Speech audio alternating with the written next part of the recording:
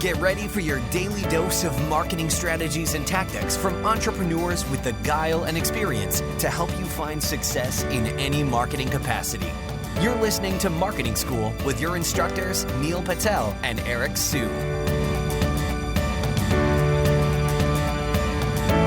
Welcome to another episode of Marketing School. I'm your host, Eric Su. And I'm Neil Patel. And today we're going to talk about how you can fix your slow-growing blog traffic. So first and foremost, this is very simple. And again, this is one of those, oh, duh type of things. But if you look at the publications out there, such as Entrepreneur Magazine, Forbes Magazine, they're producing a ton of content, right? So the idea is just to publish more. I had a friend at a big company or a large publication that gets a couple million views. And basically what she did is she overhauled the editorial process, started cranking out a lot more content. And, once you start producing a lot more content, the search engines will be indexing it. And, if you don't have the time to produce the content on your own, well, guess what? You can easily reach out to, people that might be interested in writing on your site. This is assuming that you're a little established, at least a little bit, or you can pay people in your niche to write for your site. And in some cases, if you're in a kind of an older niche, you can actually really pay people in some cases you can pay people like $10 for like a 500-word article. And it can actually be a really high quality article. Now, in most cases, that's not going to happen.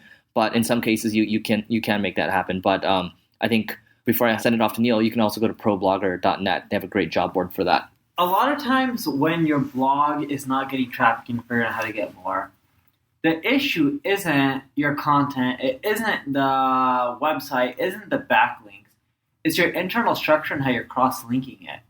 So if you look at neilpatel.com, you'll notice I rank for a lot of terms like online marketing. I rank for digital marketing, internet marketing, etc. And really high up there. Some of them I'm ranked like number one. And you're probably wondering why. Oh, you probably have a lot of domain authority. No, I don't have as much domain authority as like the HubSpots or Moz or the Kissmetrics, etc. But you know what? I do a really good job cross-linking. It doesn't matter how much content you have. If you link all relevant phrases to your like cornerstone key pieces of content, and you just work on improving them and making just that one page longer and longer, you'll notice over time your rankings will go up. In addition to that, use Google Search Console to look at the pages, your cornerstone pages, and look at the click-through rates and how many people are clicking through, impressions versus click-throughs. If it's lower than your site average, you should continually work on those title tags to make them more appealing, so that way you get more clicks, which will increase your overall rankings over time. That's how you fix a lot of your stagnant traffic. And one thing Neil and I have been talking about over and over on this podcast is the depth of your content has to be longer. So I think I might have shared this example probably once on this podcast about how eHal, this is demand media.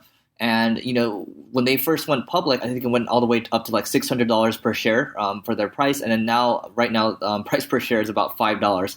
And so what happened, you can actually see, they used to write a lot of, 300, 400-word articles and pay pennies on the dollar for these articles.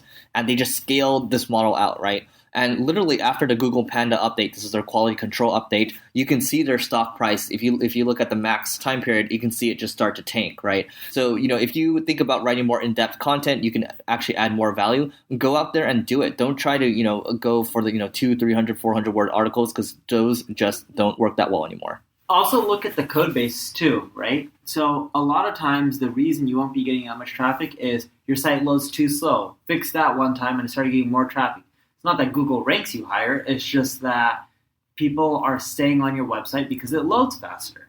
And you should consider using the A&P framework. If you use it, you should eventually get more mobile traffic as well. But little things like your code base affect your traffic.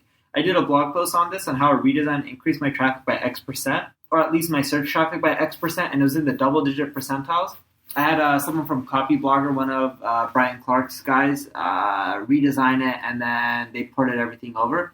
And there was a huge increase in traffic just from one simple thing. And that simple thing was the blog loaded like almost 2 times faster. That one thing impacted my traffic, even though most of my traffic was desktop. The speed is really huge. And yeah, once I made that tweak, did my traffic keep climbing up? No, but I got a big spike, and that spike stayed there, right? So if I was getting 100,000 visitors a month before, and then I went to 150, it stayed at 150. So just don't think about your content length, cross-linking, building more links, trying to get more social shares. A lot of times the reason sites aren't doing as well, it's because of their code base. I also had a friend, Otis from Goodreads. book social network that Amazon ended up acquiring. And I remember him telling me a story on how his search traffic skyrocketed. He's like, Neil, we just added a shit ton more of servers. I'm like, okay, how many servers? He's like, I don't know. We spent tens of thousands of dollars. Keep in mind, his site was already getting, millions of visitors a month. And he's like, we added new servers. Our traffic skyrocketed. He's like, that one simple change generated us a lot more visitors.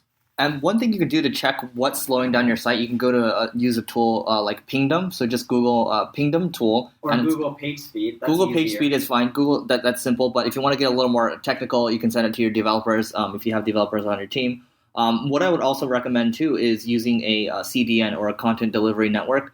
When we switched over when we added Cloudflare to our arsenal of tools, our page speed went up significantly. So look up CDN, that's CDN through Google, and look at what that means, and you can significantly speed up your site. Neil, anything to add?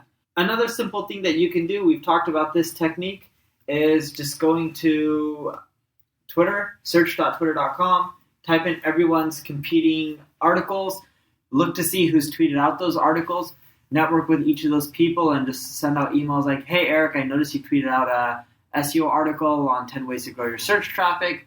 I have a similar article coming out. Let me know if you want to see it. And a lot of times people like Eric will say, sure, send it over. Even if you don't have a big name, it still works. Doing that in mass quantity is a great way to just get more traffic without having to create more content. You can do it with all your old articles too. Instead of saying, I have an article coming out, you can just say, I've written something similar to that, but mine covers X, Y, and Z that the other person's doesn't. Let me know if you want to see it. Here you go. And when you find all these people on Twitter, you just have to search for them on Google to find their email address. All right. That's it for this episode of Marketing School. We'll see you tomorrow. This session of Marketing School has come to a close. Be sure to subscribe for more daily marketing strategies and tactics to help you find the success you've always dreamed of. And don't forget to rate and review so we can continue to bring you the best daily content possible. We'll see you in class tomorrow, right here on Marketing School.